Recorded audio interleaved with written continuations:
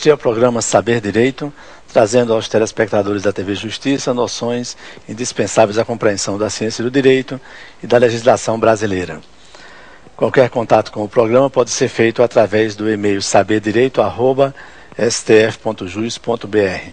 Meu nome é Fernando Gugel Pimenta, eu sou advogado e juiz do Tribunal Regional Eleitoral do Rio Grande do Norte e autor do livro Fidelidade Partidária à luz da Resolução 22.610/07 do TSE.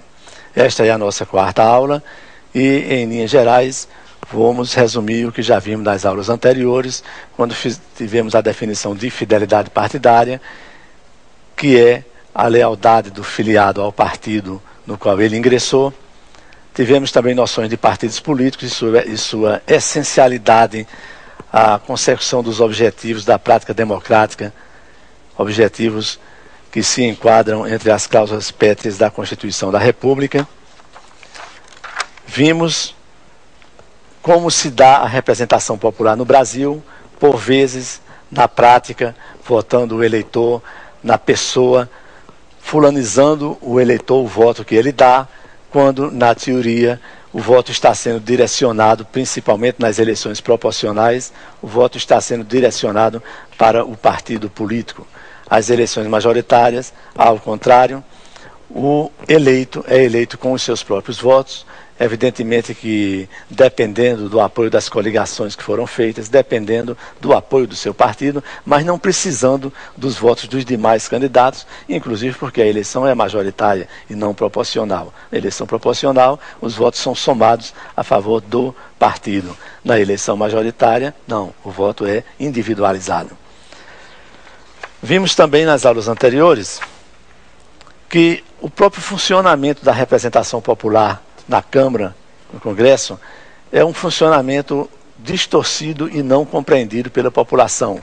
Porque, enquanto o eleitor vota num candidato, esperando e pensando que ele estará na Câmara defendendo todos os seus interesses, apresentando aqueles projetos que na campanha ele falou e disse que apresentaria, esse deputado lá na Câmara não tem poder nenhum, o que a gente chama de poder de agenda, ele não tem poder de encaminhar as coisas. Pode até ter a pretensão, pode até ter a boa vontade, mas ele não tem o poder de encaminhar aquelas propostas e muito menos ainda o poder de aprovar os seus projetos. Tudo depende da força dos líderes dos partidos.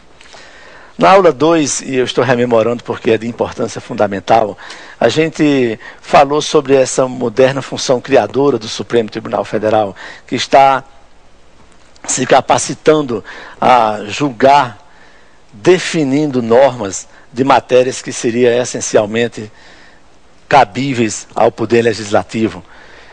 Vimos que a tripartição clássica dos poderes, conforme foi definida por Montesquieu, já não se sustenta em sua integralidade, podendo admitir ponderamentos que melhor atendam aos interesses do povo e aos anseios da sociedade organizada.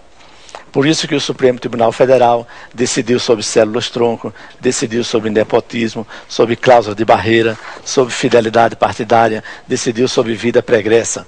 O caso dos candidatos chamados de ficha suja. Vimos também como se desenvolve a atividade do Tribunal Superior Eleitoral com essas peculiaridades próprias da justiça eleitoral, o princípio da devolutividade dos recursos, que os recursos não têm efeito suspensivo. Vimos a questão da jurisprudência do TSE mudando em ritmo muito acelerado, em ritmo vertiginoso, porque a composição do Tribunal Superior Eleitoral, assim como a composição dos tribunais regionais eleitorais, ela tem uma alternância muito rápida.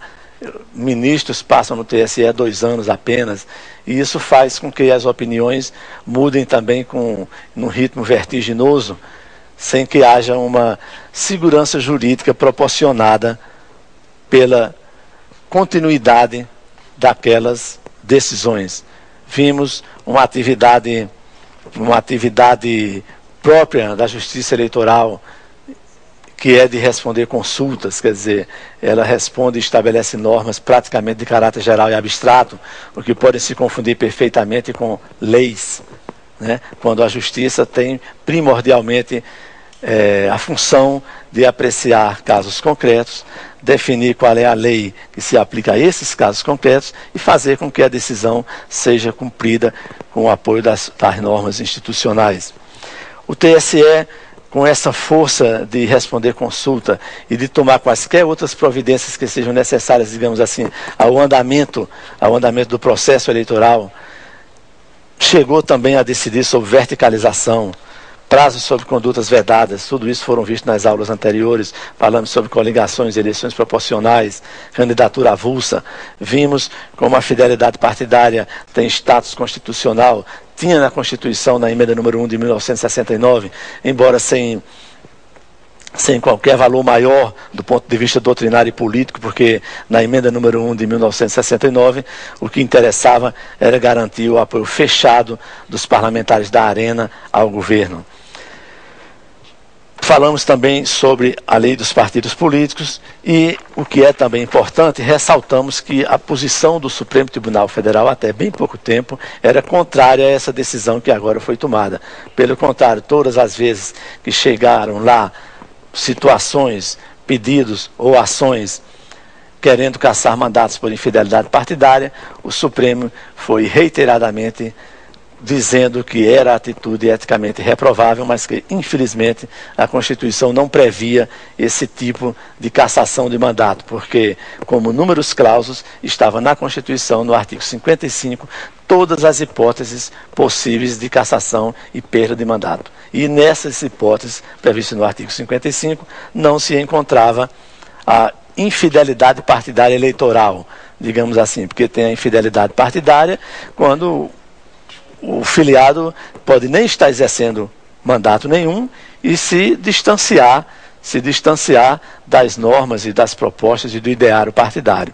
Aliás, é até bom que, falando sobre isso, eu já também fixe um ponto de vista interessante e que no primeiro julgamento do TSE, foi defendido pelo ministro César Peluso, é que, ao contrário do que se pensa, o deputado, digamos, o vereador que está exercendo um mandato, que foi eleito por um partido e se desfilia e é então condenado com a perda desse mandato, disse o ministro Peluso que ele não estava sendo punido, que isso não era uma punição. Isso é uma coisa interessante de se examinar pelo seguinte, porque a liberdade de pensamento permite que qualquer um de nós se filie a um partido político. Menos eu enquanto sou juiz, né? Mas quando deixar de ser, sair do tribunal, eu posso me filiar também. Então, a filiação, a escolha por uma coloração partidária, digamos assim, por um ideário de partido, por uma programação, essa escolha faz parte da liberdade de pensamento do cidadão. Então você pode ingressar em qualquer partido que lhe pareça mais simpático ou mais coerente com o que você pensa a respeito de política e de representação, e você não pode ser punido por isso. Então, o que ocorre, na verdade, isso foi bem explicitado, mas não está havendo uma punição. O que está havendo é o seguinte, é a devolução do mandato que não pertence à pessoa. Se ele foi eleito por um determinado partido, eu acho que isso é fácil de ser compreendido por vocês que aqui estão e pelo telespectador que está nos assistindo, né? Não há, na verdade, uma punição, embora eu já tenha visto até despachos de juízes dizendo, então fica punido com a perda do mandato. Não há uma punição, porque a possibilidade de mudar de partido quantas vezes quiser faz parte da sua liberdade de escolher um partido político, da sua liberdade de pensar. Agora, como o mandato não é uma coisa pessoal, não é uma propriedade do eleito, mas seria mais uma propriedade do partido, então você pode perfeitamente, na hora que quiser, mudar de partido, desde que devolva o mandato a esse partido pelo qual você foi eleito. Na última aula nós terminamos aqui falando da